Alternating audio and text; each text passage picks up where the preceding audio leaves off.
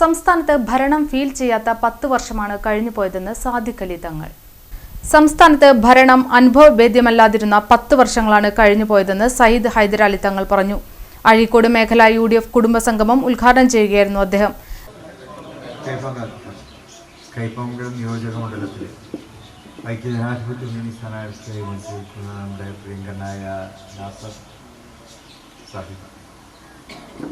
അദ്ദേഹത്തിൻ്റെ തെരഞ്ഞെടുപ്പ് പ്രചാരണത്തിൻ്റെ ഭാഗമായിട്ടാണ് ഞങ്ങളെല്ലാവരും ഇവിടെ എത്തിയിട്ടുള്ളത്. ഇപ്പോൾ തൃശ്ശൂർ ജില്ലയിലെ വിവിധ മണ്ഡലങ്ങളിൽ പോകുവാൻ സാധിച്ചു.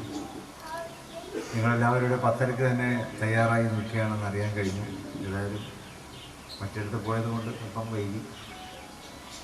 വൈകിയിട്ടും നിങ്ങളെല്ലാവരും ഇവിടെ കാത്തിരിക്കുന്നു എന്നുള്ളത് ഞങ്ങൾക്കുള്ള ഗൗരവമായ കൃതജ്ഞതയും കടപ്പാടും ആദ്യമായിട്ട് ഇവിടെ അറിയിക്കുന്നു.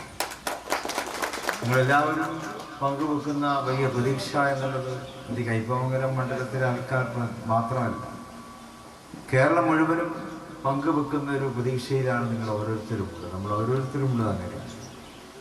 കഴിഞ്ഞ 10 വർഷക്കാലമായി കേരളത്തിലെ ജനങ്ങൾ അവർ നേരിട്ടുകൊണ്ടിരിക്കുന്ന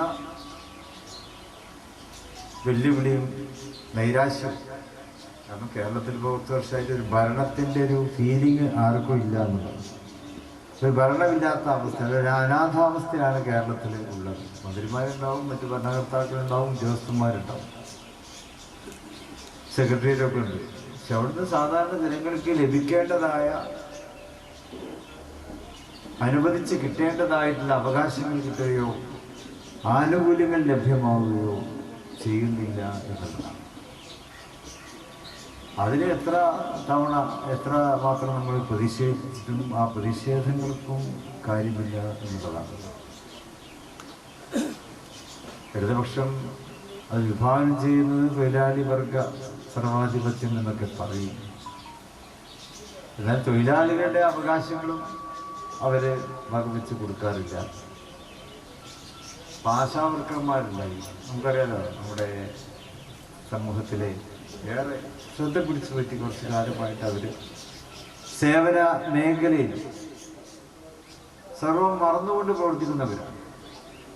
അവർക്ക് കുറച്ച് ആനുകൂല്യത്തെക്കുറിച്ച് അവർ ശബ്ദം ഉയർത്തിയപ്പോൾ ഗവൺമെന്റ് അതിനെതിരെ. ജനങ്ങൾ പൊറുതിമുട്ടിയ കാലത്തിന് 9-ാം തീയതിയോടെ അന്ത്യം കുറിക്കപ്പെടും.